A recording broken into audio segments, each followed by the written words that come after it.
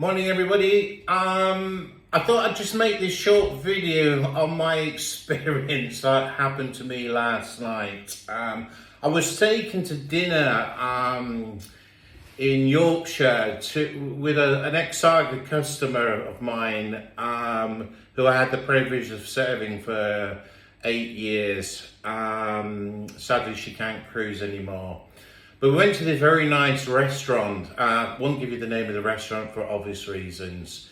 We arrived at the restaurant, and I'm going to go through this because this is all my point on training and why we skip out training in restaurants. I really don't know.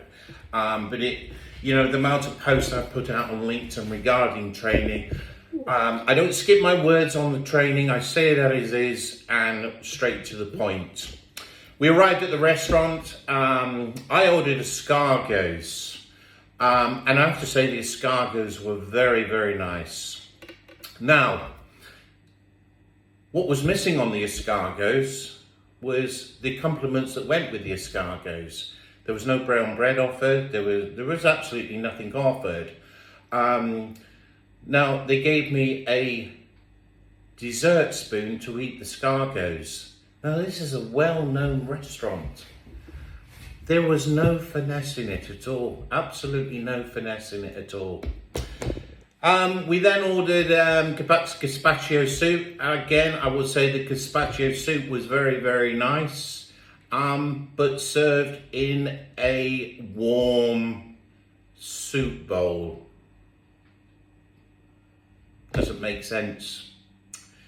Now, for me, that gazpacho, again, on the little techniques, could have been served in the dining room, not from the main kitchen. There's these little bits that can be attentive to service and given that little bit of finesse at the table. I ordered a tornidus for a steak. I don't often eat meat, but when I do go out, I like to try meat. Anyway, I ordered the tornidus, which I ordered medium, came out well done. I do like a little bit of Dijon mustard, but my God, asking for Dijon mustard in a restaurant, some of the waiters don't know what Dijon mustard is, but eventually I got it. And then we had a chocolate souffle. Now the chocolate souffle was excellent. But again, when the chocolate souffle came out, it could have been pierced at the table. There could have been that little bit of extra chocolate sauce poured on the top. Again, it's all about that customer interaction. I won't go through the wines and the wine knowledge that was absolutely not there, but that's another story. We had a little bit of a rest, and then we decided to have a little bit of cheese. I ordered a little bit of Stilton and a little bit of brie, which was cut at the table with the same knife. So I had the Stilton cheese on the knife with the brie knife. Okay, it was what it was. There was no liqueur offered with it. There was no port offered with it. We were offered 3 dry biscuits. Could have been something like celeries, some walnut bread. There could have been all kinds of different kinds of bread offered with that cheese, but there wasn't. And it is what it is. And not once during the meal did anybody come around and ask if we were all right. And on talking to the waitress at the end of the meal, we did tip the waitress because she worked very, very, very hard, but she had no direction. She had absolutely no direction in that restaurant.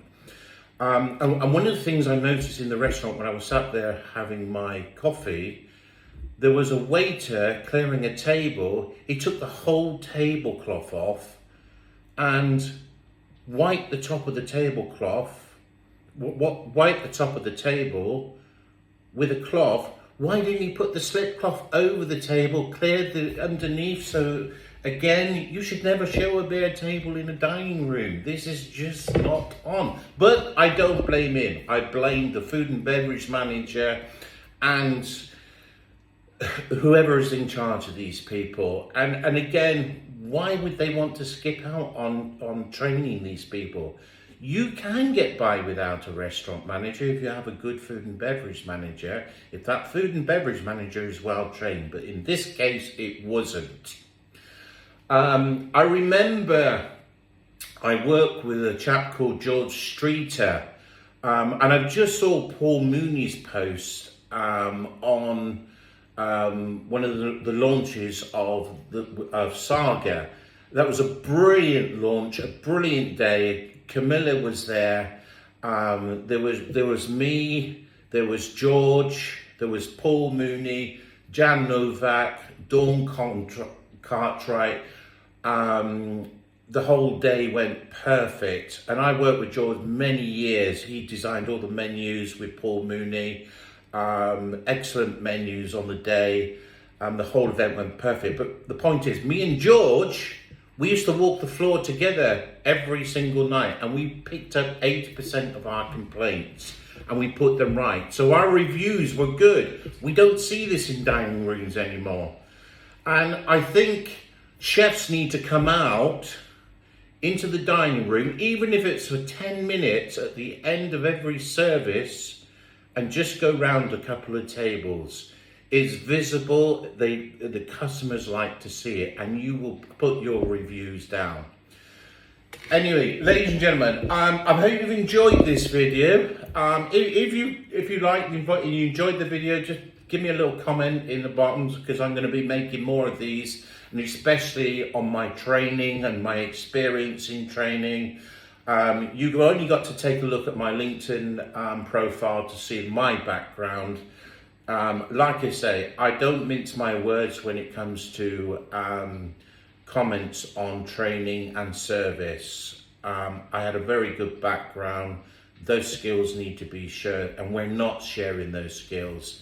Ladies and gentlemen, have a pleasant day.